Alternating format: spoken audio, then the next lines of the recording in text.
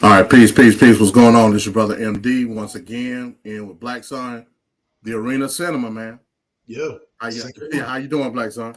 I'm doing good, man. Hey, I'm ready. I'm ready. Second one, man. We're gonna do this in two parts because it's a 3 hour movie, so we're gonna play half of it and then follow up. Hopefully by tomorrow we'll do the other half. What's up, E? And then we'll give an analysis and it says one of the classics, man. If you ain't seen this movie, man, it's part of American history. That's all I can tell you. So, Yeah, yeah, no doubt. It's definitely part of American history. I would, me personally, I would advise anybody that wants to understand the systematic racism in this country as it pertains to a collective ideal. Birth of a Nation is that movie. You know what I'm saying? It's definitely that movie. If you're Black American, I would advise you to watch it in its entirety to understand the essence of what the lost cause myth is all about. Where it derived from, the importance of it to even from a point of mainstream ideology. You know what I'm saying? Especially in that time. So, yeah, it's a very important movie. It ain't got nothing to do with how you want to try to portray a particular group. And in my opinion, it's more than less of about the mainstreaming of the ideology. You know what I'm saying? And again, we have to take into consideration at the time, and if we scale it on what today's movie industry is doing, this is probably the biggest blockbuster movie ever. Based off, if we're looking at it from today's time versus that time, you know what I'm saying? that's right. So, it's definitely an important movie to see, just to understand the mainstreaming of the ideology of what we would call white supremacy. You know what I'm saying? No doubt. Without any further ado, you got anything else, Black Sun, before we get started? No, that's it, man. Like I said, yeah, very, very important movie. Like MD said, man, everything. I mean, yeah, let's get to it. Like I said, it's one of those movies, man. First blockbuster in American history. Y'all got it right here. All right, no doubt, no doubt. I guess without further ado, the Arena Cinema presents The Birth of a Nation, D.W. Griffith's classic. Okay, let's put it right here.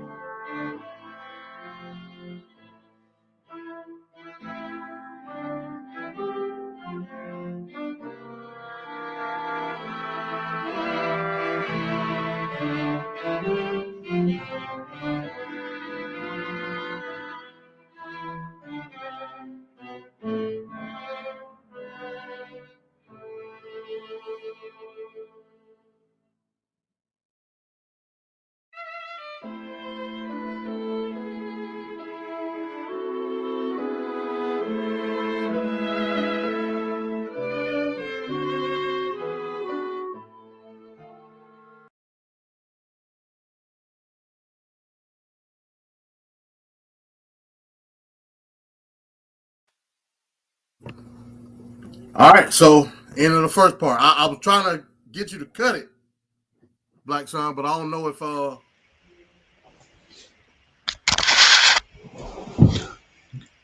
Can you hear me, MD? yeah, I can hear you. Yeah, Okay, yeah. I forgot about the intermission part, but no, that's perfect, man. So you wanna break it down?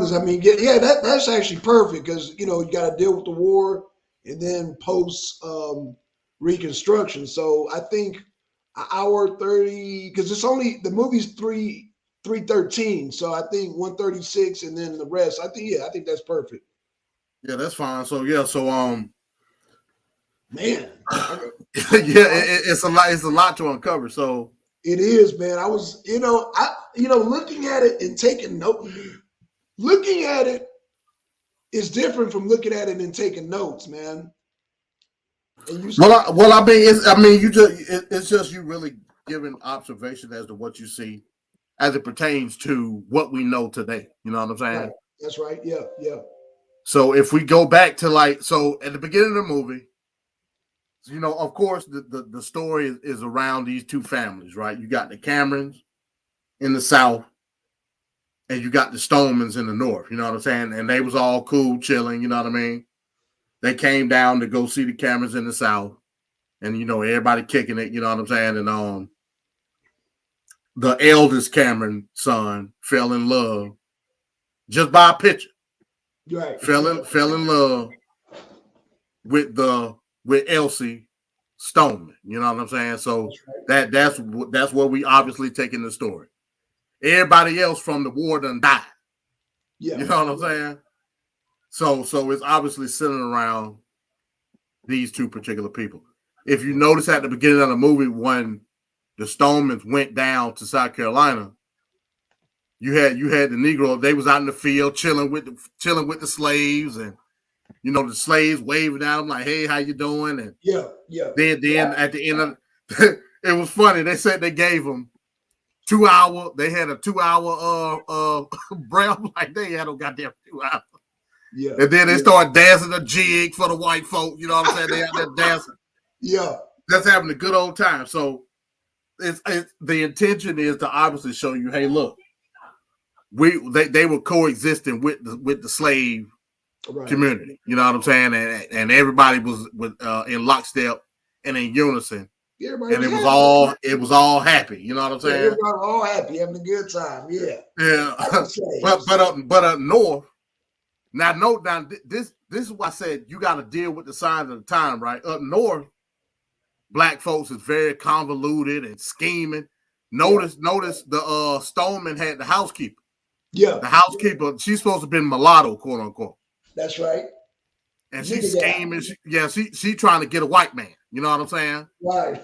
So she's scheming. First, she schemed with Charles Sumter. Charles Sumter said, "No, I don't want nothing to do with it." He just walked out. Right. She was like, "Well, I guess I got to go for Master Stoneman then," but he fell for it. Hook, line, and sinker. But he fell for it so much by the end, what we just saw after the assassination of Lincoln, she up in the office chilling with him with a nice dress on. That's right. All hugged up with him. I was like, "Boy, y'all talking about you the most powerful man now, son."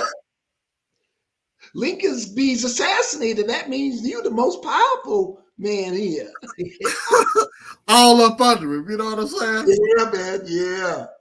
So obviously they showing two different perspectives of two different groups of black people. That in the eye of D.W. Griffith, black people in the South was happy being slaves. Yeah, of course. Yeah, of course. All they had to do was work the fields, and they got 3 full-course meals a day, and they could dance and sing all they wanted. That's right. So they was happy in the South. Whereas in the North, they had jobs and was working like the civil sector, and they was always thinking of a scheme. You know what I'm saying? Right. So they obviously give you two different perspectives. Now, if you notice, and that's why I put in the chat, I said, check out how they portrayed Charles Sumter. Charles Sumter, in essence, was one of the greatest of the white men in terms of radical republicanism. You know what I'm saying? Then notice how they portrayed Abraham Lincoln. They portrayed Abraham Lincoln in a sense of all Abraham Lincoln cared about was mending the South back together. Even you saw in the newspaper, after they got finished reading the newspaper after he was assassinated, they said their greatest friend is gone. Right. I'm like, huh? You know what I'm saying? But in essence, I understand it because in the eyes of the lost cause, after Lincoln, there was turmoil in terms of the legislation that was passed there on out. That's right. You know what I'm saying? But go ahead. You was about to say something. Well, not only, I mean, and I don't know how, I'm going to show you how jacked up their Congress was. So, I was looking up William, I forgot his name, but, they had to use the Confederate battle flag because, this is very significant because a lot of times the official Confederate flag looked just like um, the Union flag when it's shot up or when it's half hanging. So they were trying to convey, look, man, we need. It's causing a lot of carnage and a lot of confusion on the battlefield, and so he petitioned the Congress like, "Yo, we need a new flag because it's causing confusion," and that's very significant because I mean you got to listen to every. I mean, this is a war going on. And you can't have, people running into the wrong side and they, oh shit, this is the wrong side, and now boom, you get killed. That's very a deadly pivotal part. But I mean, that was just made me thinking about when we started talking about the flags, man, that thing was very significant, man. It even happened in the American Revolutionary War also. So man, I just wanted to just kind of one of the notes I took. Right. Also, another point that they tried to convey during the war is, even they were killing each other and fighting against one another on the front lines, but it was still a sense of empathy in regards to brother fighting against brother. You know what I'm saying? They made sure that they conveyed that image clearly, especially when you dealt with the two families. You know what I'm saying? Yeah. Not only were they friends, they were brothers in the sense of they were the American way of life as it pertains to North via South. You know what I mean? Right. That's right. Yeah. So they made sure that they conveyed that image. They did, which is interesting. And that's like I said, that's what made me think about the whole flag situation. That was very significant. Why that flag was changed, but also I took note on the I think you put it in the chat. Let me pull it up because you actually said it in the chat. Okay, yeah, we talked about the flags. Oh, okay, yeah. You typed in, which was real significant. Lie number one: Lincoln wanted federal control over the states. So yeah, you want to explain that, MD? Yeah, lie like hell. Yeah. So if you notice, some of the subtitles that they put in, they were trying to say, oh, state sovereignty and federal control over state rights. That's a lost cause 101. You know what I'm saying? Absolutely. I mean, hell, keeping it real, Lincoln tried his best to try to maintain a sense of civil servitude when it came to Southern state rights. You know what I'm saying? That's right. Hell, in one of his famous speeches, and people kind of lose what Lincoln was saying, but I get it from a black perspective. Lincoln said if he didn't have to free a single slave in order to keep the Union together, he would do it. But he also said, if I must free every slave in order to keep the Union together, I will do that also. Right. So a lot of people don't say that part of the speech. You know what I'm saying? Right, exactly. Right. Because they're trying to push a narrative as it pertains to Lincoln. Although be it Lincoln did not want this succession to go forward as he did. He didn't. You know what I'm saying? Okay. I ain't gonna say that he ain't. But his whole point of that speech was, hey, look, my goal is to keep the Union together as it is. If we need to go to war because of that, cool. If we don't got to go to war with it, cool. But my goal is to keep the Union together. That's right. And that goes to the point of things that happened after his assassination in regards to a lot of the planter class keeping their land. But that's a whole different topic for a whole nother discussion. You know what I'm saying? Another Pandora's box. Yeah. Right. Yeah, you're right. If you remember, Stoneman came in after the war. Remember, the war was over. Yeah. Stoneman came in to Lincoln and said, hey, look, we need to hang we need to hang them all. And so they try to portray the elder Stoneman as this Federalist, a tyrannical type person. You know what I'm saying? Right. But in essence, you succeeded from the Union, therefore you are by turn a traitor. Right. Despite, yeah. So it ain't like he said nothing wrong. You know what I'm saying? That's right. But you know, in the eyes of the lost cause, that ain't right. You know what I'm saying? That's right. So yeah, that's what we're dealing with. That's right. Yeah. Okay. And then another comment you made that was significant. You know, I liked your notes, man. I liked your points that you made. And you said lie number 2: white families were going poor as a result of the ongoing war efforts. You think that would be common sense, but explain that, MD. Yeah. So the scene I was talking about. So the Confederate soldier came in, and I guess they tried to portray him like going to family, right, collecting shit for the ongoing war effort. It wasn't like that at all. You know what I'm saying? No, hell no. Like, you know, it wasn't like that. You got to remember, the South had scarce resources as it is, and you know, they trying to put a portrayal as, oh, we had to take stuff from other families in order to maintain the war effort. No, like, you did what you knew you didn't have nothing. You continued didn't have nothing, and you lost the war. Right. That's, you know, right, what I'm saying? Like I said, we talking about the Planet Class now. Y'all portrayed this family, the Cameron family. They were slave owners. They were well-to-do, good off. Absolutely. And now by the end of the war, they putting strips of cotton on they. Nah, bro, it wasn't like that. As a matter of fact, y'all maintained everything that y'all had, minus slaves. You know what I'm saying? That's right. And notice they didn't even depict that anywhere in the damn movie. Hey, that's part of that lost cause, baby. they didn't depict the slaves, because obviously they had slaves. Absolutely, yeah. They didn't depict any of the slaves leaving the Camerons after the war. In fact, the one old black dude, well, he wasn't black, he was black in blackface, but for the essence of the movie, the old black dude was still with him. You know what I'm saying? Yep. So yeah, they, like I said, bro, they tried to depict the picture of black folks as if we were loyal to the slave class, and they did nothing to hurt us, and they was acting taking care of us, and we love the slave master.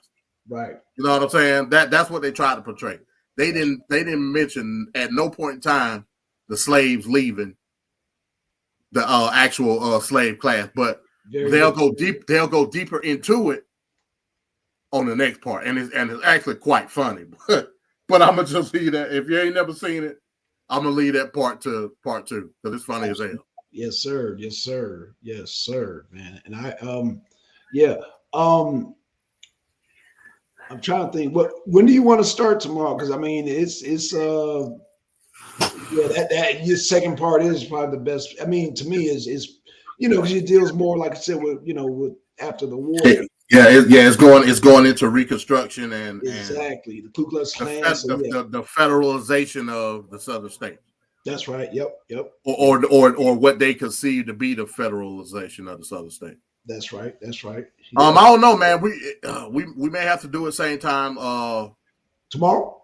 Like tomorrow, I see everybody be off, but I'm working. So. Oh, okay. So you still got to. Okay, so it's gonna be your normal schedule tomorrow. Yeah. I'm riding tomorrow, but okay, for sure. But because I ain't really got to do nothing but drive, I should be finished tomorrow early. Okay. So okay. So I'll get up with you with that, but it may be same time. Okay, yeah, I love it, man. I love it. Like I said, yeah, man, because like I said, the second part is my, of course, it, you know, because the first part, you know, is just introductory, you know, getting people acquainted, but the meat and potatoes is really in the second part. So yeah, I can't wait to get to it, man. And yeah, man, you know, it's funny you mentioned the Irish jig. You know, I'm glad you mentioned that, because the Irish jig is very significant in culture today. and it's very significant in the next movie that we're going to watch after this one, which is Come and See. Yeah, yeah, yeah. Yeah, we'll see what's going on with that. But again, yeah, the second part is gonna be real. It's gonna Yeah, get more intense, and it's really gonna tell the story. The second part of this movie really tells the story yeah, of the lost cause doctrine and how it's portrayed and how it was portrayed that's right. to the mainstream audience of America. So Exactly. Under yeah, yeah, definitely Woodrow looking Wilson. forward. Yeah, Woodrow Wilson. Yeah. No doubt, no Because doubt. he was pro. Yeah, that's what I wanted. That's one of the notes I took. Of course, he's going to play it because he's from the South, so he's going to have bias towards. Well, like I said, but people they didn't see nothing wrong with it at the time, and that was, I mean, they really portrayed. They really looked at the South as the white knights. You know what I'm saying, of the country, and they really, really that lost cause doctrine. They really believe. A lot of them people believe that history. MD. They really believe that they were the saviors, and it was just unfortunate they lost the war, but they were God's chosen people to, keep Southern culture going. You know. Right, but it was more or less more about uh emotionalism Yeah, there you go.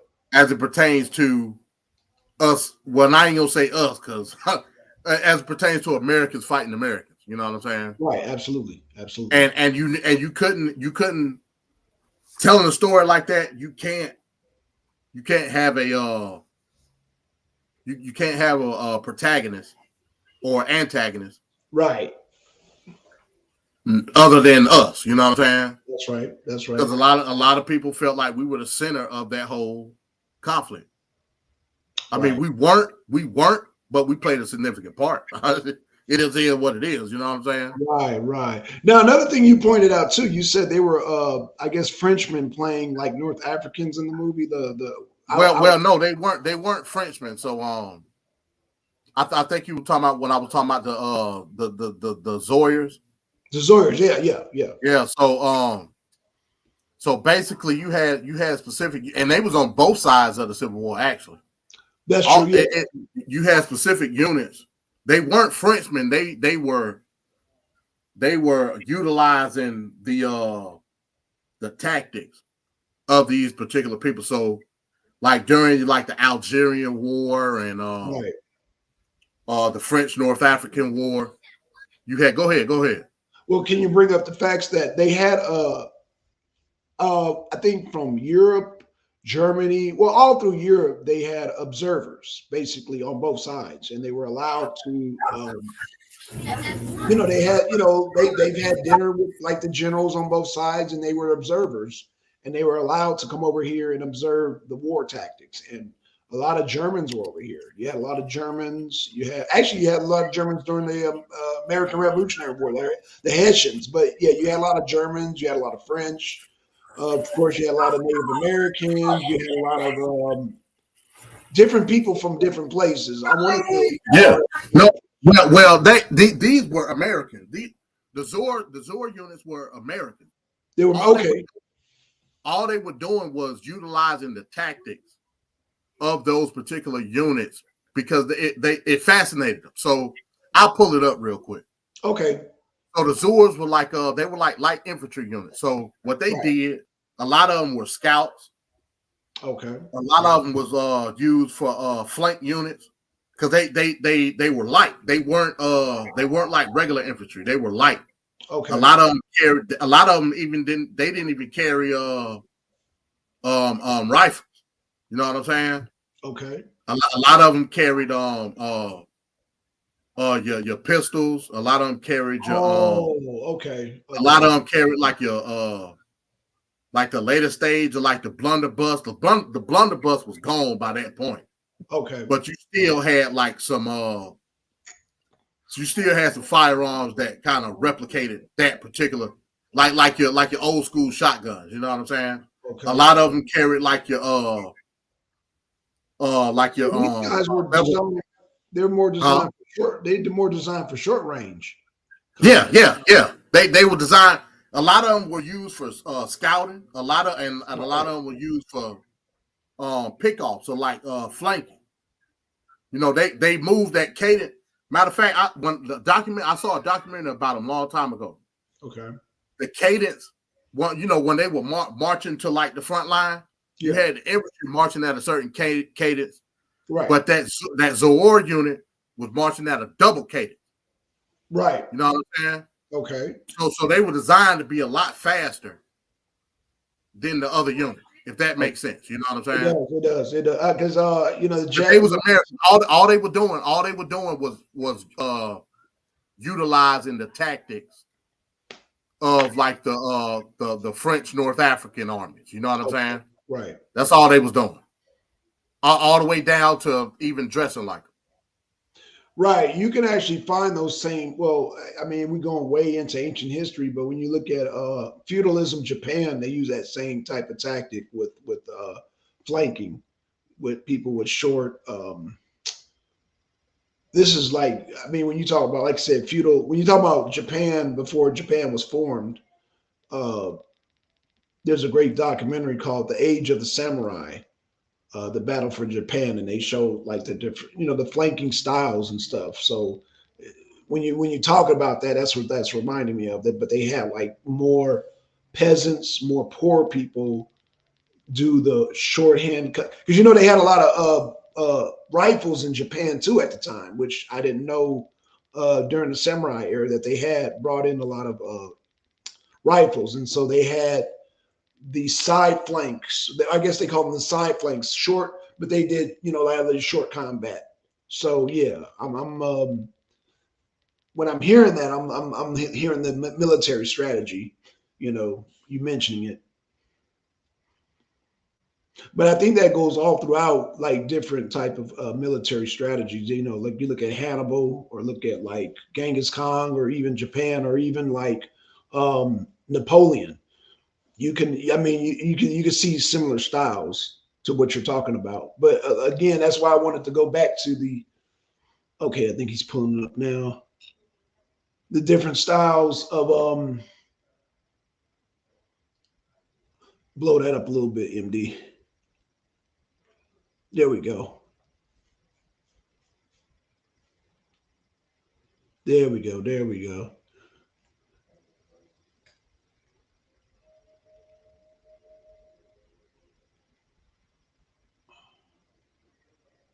$25. All right, can you hear me? Yeah, I can hear you. Yep. All right, so yeah. But if you notice, you go back to watch the movie. Those dudes that were the flag bearers in the front, Yeah, they had on these same type of uniform. You know that's what I'm right. saying? Yep. They look like they straight out of North Africa Yeah, or yeah, straight yeah. out of the Levant somewhere. You know what I'm saying? Hey, and I remember you mentioned about the fezzes too, man. Those dudes had straight fezzes on. You saw it. Yeah, yeah, yeah, yep, yep, yep. You know what I'm saying? Break A that lot, down. a lot of those units that were in the Civil War, a lot of those started or funded different branches of the today what we call the Shriners. You know what I'm saying? Yeah, that's right. Yep, Shriners. Yep. So yeah, it said the Civil War diet of blue and gray has become so entrenched over the years that blue and gray are often used as shorthand for Union and Confederacy. In truth, things were a little more complicated in earlier days. I ain't gonna read all of this. Millars for Raphael, owner of the Shiloh Civil War relics. This just talking about the uniforms themselves. The Zoab style uniform can be a shock to anyone expecting the navy blue or the heather gray of history books. Those uniforms were clearly designed for combat, trimmed to reduce a soldier's profile on the battlefield, rugged to stand up to months and years of marching in close combat. Let me get to where. Okay, the uniform's foreign appearance has a straightforward explanation of a foreign origin. As told in the essay found in a 1995 volume, Don Triani's Civil War, the first military unit known as the Zoab was a French army battalion operating in Algeria. It's talking about the origins. So remember, you had the Algerian War with the French and the North Africans. Right. Operating in Algeria in 1831. That consisted entirely of soldiers recruited from the North African tribe That's where you get the name, the Zaur. So, Those yeah, were a type of like Amazigh or Berber type people. You know what I'm yeah, saying? yeah. That's why you got the Fed. And not black, by the way. Right, right. At the time, the French were consolidating their colonial control over Algeria, which will remain a French possession. It's just giving you the basic origin of where the the Zora battalions come from. That's right. So the Zora units were commanded by the Frenchmen. They eventually replaced the entirety by them.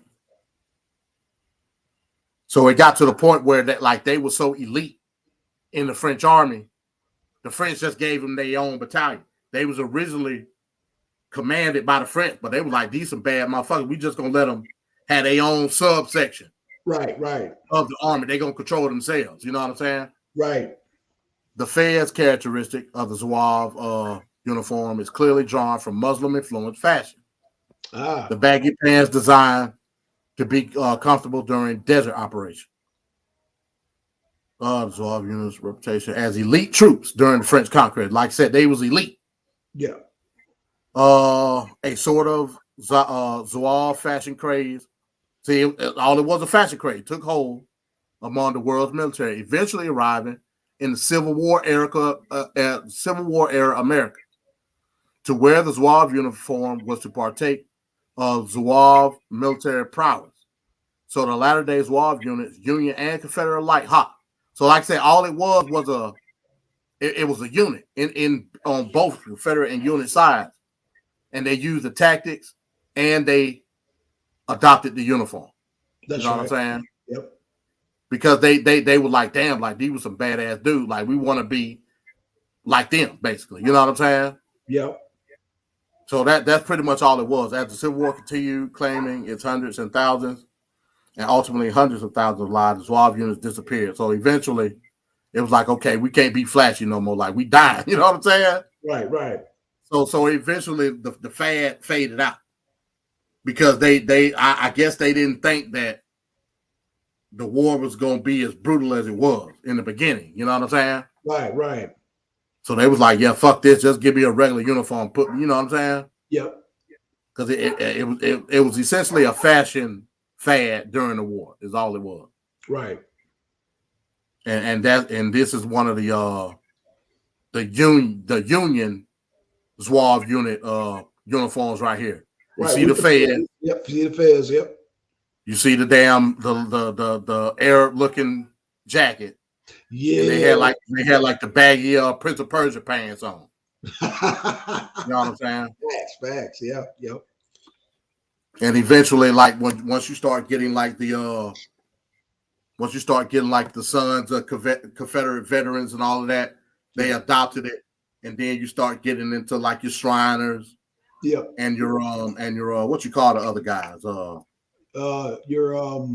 Your Elks. You got your Shriners. yeah, your Elks, your Shriners. Yeah. Your Einers Elks. Oh damn. Shriners. They had like the scimitar. They had the scimitar and the Yeah. you Islamic. know, they were basically adopting the ways of North African Yeah. English and French customs. You know what I'm saying? That's That's right. all they were doing. Yeah. So that's what that was. I just found that interesting. Yeah. You The know what? Shriners, Elks. Yeah. Yep. I Yeah, can't see, a remember. Negro will say, "See, look, you see them white folk with them feathers on. That lets you know that you had the Moors over here and they adopted our custom." No, man, that's not how that go, bro. That's not how Yeah. that go.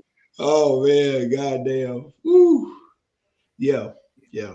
You know, so I like I said, I just found that interesting. You know what I mean? Absolutely. But yeah, man. That's all I pretty much got for this part. Like I said, tomorrow Yeah. I'm gonna do my best to be in the building to make sure we get part 2 going.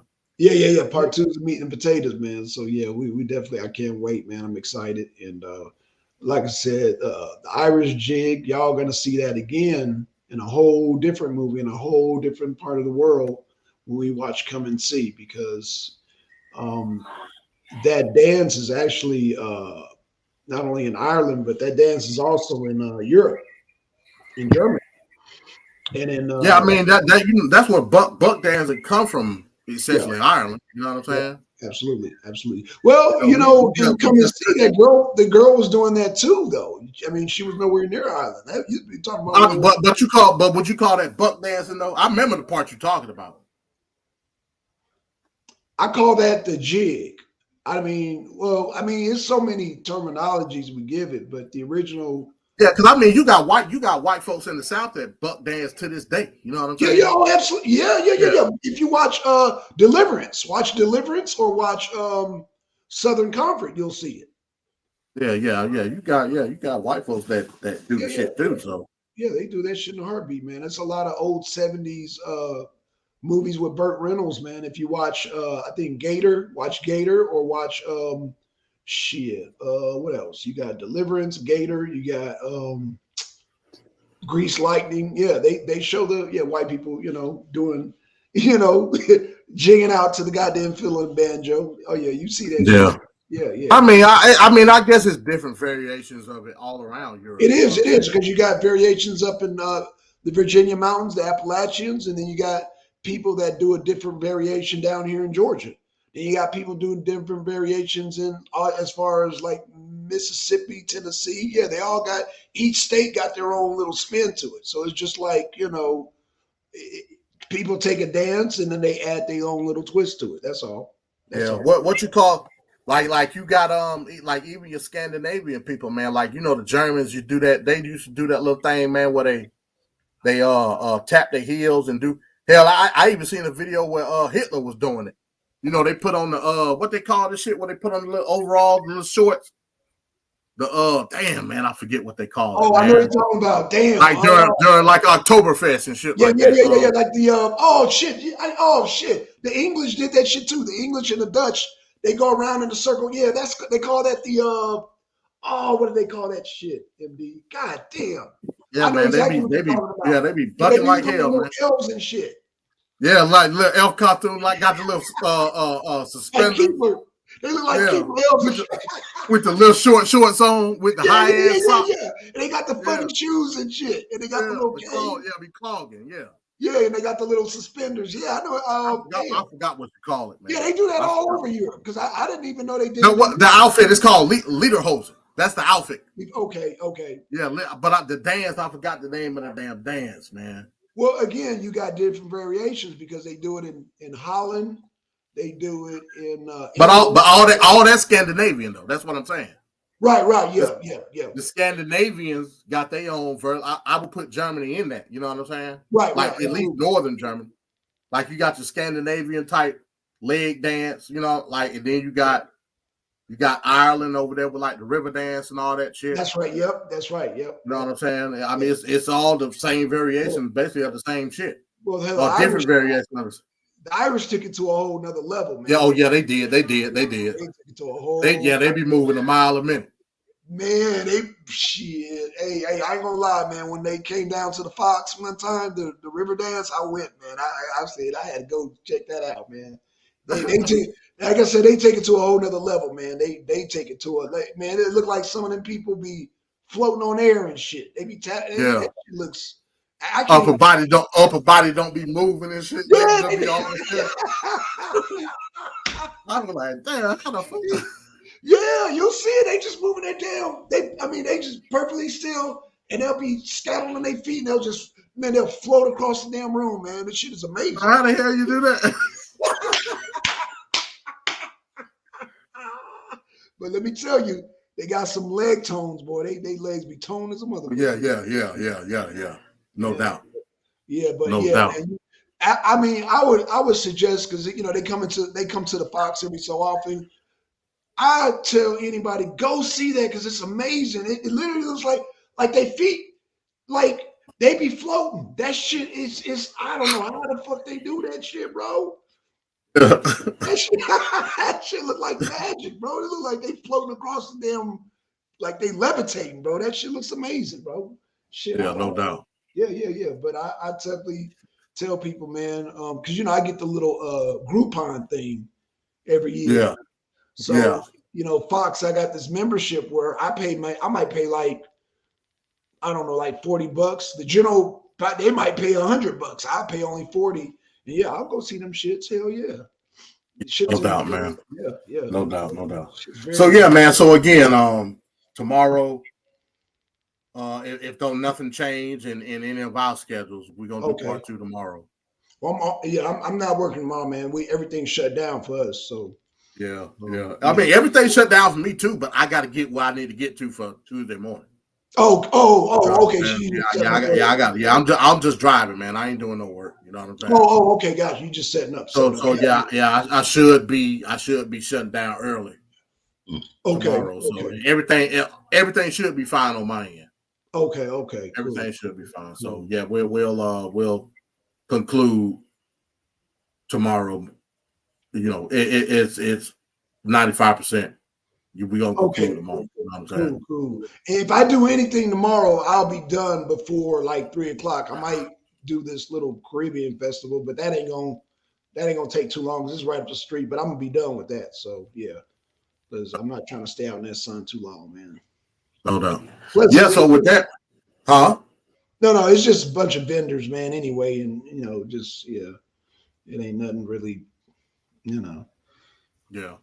Well, no doubt, man. Like I said, I hope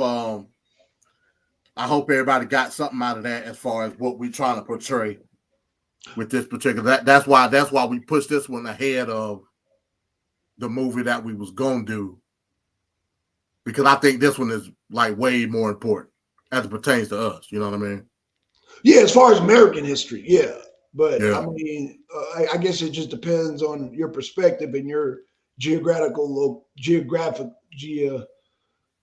location. And yeah, of course, Birth of a Nation, being that we're Americans, would be more take precedence over Come and See, but Come and See is very significant also. So I would say they're all important, from Birth of a Nation to Come and See, and even the one we just watched before our debut, which was Punishment Park. They're all political. And if y'all don't, and I'm gonna say this, and I'm gonna say this one last time: we do political films. They relate to a lot of stuff that we talk about. So, because I be getting people, they make say, "Oh, we should play this type of movie, that type of movie," and I'm like, it doesn't have any political significance. Anyway, I'm mega battling right now, man. But I'm just saying, if y'all see a theme, y'all will see that they're all political. That Birth of a Nation, of course, goddamn Punishment Park, and goddamn Come and See, which y'all will see. They're political. In fact, we need to line up some more political movies, MD. Because and hey, if anybody got any suggestions that's gonna watch this in the future, man, hey, put it in the comment section, bro. Like, I mean, you might know something. You may know about a movie that I don't know about. You know what I'm saying? Right. So yeah, man. Yeah, I mean, this something that we just doing, that we just starting, and if it's something that you may think is of value on the arena cinema, most definitely let us know. You know what I'm saying? Yeah, I definitely agree. So yeah, hopefully we do get some suggestions, because like I said, once we play Come and See, then we're gonna have to start scrambling for some more political movies to keep the theme going. So put them in now, put in requests now, leave a comment. Yeah, definitely hit a like, leave a comment, and let us know what if y'all got some suggestions. Basically, if y'all got suggestions, man, we will definitely look at them and make some considerations. But yeah, man, I'm like I say, I can't wait till tomorrow, MD. Yeah, no doubt. Hey, man, I appreciate everybody that tuned in with us or is going to tune in later. You know what I'm saying? Again, tomorrow, part 2, D.W. Griffin's Birth of a Nation, man. Yes. So if you ain't got nothing else, Blackson, man, hey, I'm gonna say peace. Be here tomorrow, man. Be here tomorrow, y'all. All right, peace. Peace, y'all. We out.